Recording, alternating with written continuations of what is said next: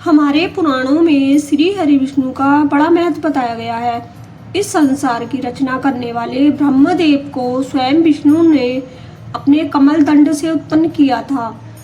विष्णु जी का जब वर्णन किया जाता है तो उन्हें गदा, चक्र, कमल और को स्तुभ मणि से युक्त कहा जाता है।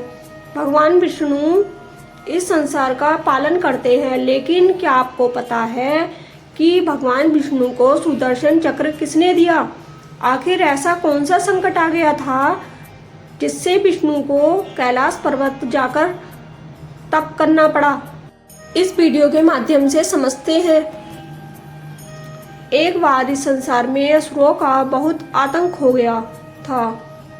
वो राक्षस सिर्फ मनुष्यों को बल्कि देवताओं को भी पीड़ित करने लग गए थे। ऐसे में मृत्यु लोक से धन विलुप्त होने लगा था। जब संसार में यज्ञ होने बंद हो गए तो देवताओं को उनका भाग मिलना बंद हो गया। ऐसे में सभी देवताओं ने श्री विष्णु को अपनी परेशानी बताई। तब देवताओं को समझाकर उन्होंने वापस भेज दिया और स्वयं कैलाश पर्वत पर जाकर भगवान शिव की आराधना करने लगे।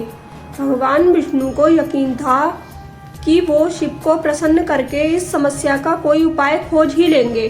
भगवान विष्णु ने कैलाश पर्वत पर जाकर सर्वेश्वर शिव का पार्थिव लिंग स्थापित किया और इसके बाद उन्होंने शिव की साधना आरंभ की। विष्णु जी ने घोर तप किया, लेकिन उसके बाद भी शिव जी प्रसन्न नहीं हो रहे थे। तो विष्णु जी ने शिव सहस्त्र नामों का पाठ आरंभ कर दिया। विष्णु जी शिव का एक नाम लेते और एक कमल पुष्प उन्हें समर्पित कर देते। इस प्रकार उन्हें शिव सहस्त्र नाम का पाठ करते हुए बहुत समय व्यतीत हो गया। शिव जी को यह आभास हुआ कि विष्णु उनकी पूजा कर रहे हैं, तो दर्शन देने से पहले उन्हें विष्णु जी की परीक्षा लेने का उन्होंने निर्णय किया। तब भोलेनाथ जी ने भगवान विष्णु की परीक्षा लेने के लिए उन 1000 कमल के पुष्पों में से एक पुष्प को छिपा दिया। शिव की माया के कारण भगवान विष्णु को यह बात पता नहीं चली। एक पुष्प कम पड़ा तो विष्णु जी को बहुत आश्चर्य हुआ। वे इधर उधर पुष्प की तलाश करने लगे। काफी समय बीत जाने के बाद जब उन्हें वह पुष्प नहीं मिला तो पूजा में विघ्न न हो, इस डर से उन्होंने अपने कमल के समान नेत्र को निकालकर त्रिलोकीनाथ शिव जी को अर्पित कर दिया। शिव जी ने जब इस असीम भक्ति को देखा तो उन्होंने विष्णु जी को दर्शन दिए और उनके आने का प्रयोजन पूछा। शिव जी के वचनों को सुनकर विष्णु जी ने कहा कि प्रभु, आप तो सब जानते हैं, आप यह भी जानते हैं कि संसार में असुरों द्वारा महान भय उत्पन्न हो गया है और अब देवताओं की रक्षा भी करनी है। विष्णु के इस प्रकार के वचन सुनकर शिव जी ने उन्हें सुदर्शन चक्र प्रदान किया, जिससे विष्णु जी ने सभी असुरों का वध किया और सब बेहद प्रसन्न हुए। इस प्रकार आज आपने यह समझा कि जो विष्णु जी का सुदर्शन चक्र है वो शिव जी के द्वारा प्राप्त हुआ है।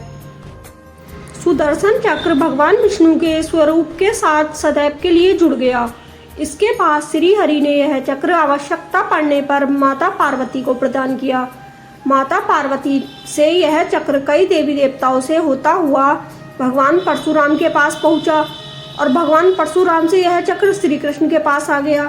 पौराणिक हिंदू कथाओं में सुदर्शन चक्र के बारे में अलग अलग जगह अलग अलग कथाएं मिलती हैं।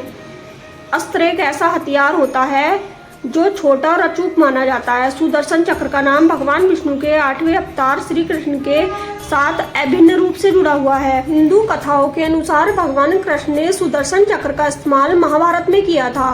पुराणों की माने तो सुदर्शन एक ऐसा अचूक अस्त्र था जिसे छोड़ने के बाद वो अपने लक्ष्य का पीछा करता था और उसे खत्म करने के बाद ही वापस अपने छोड़े गए स्थान पर वापस आ जाता था। आशा करती हूँ ये वीडियो दोस्तों हमारी आपको जरूर पसंद आई होगी।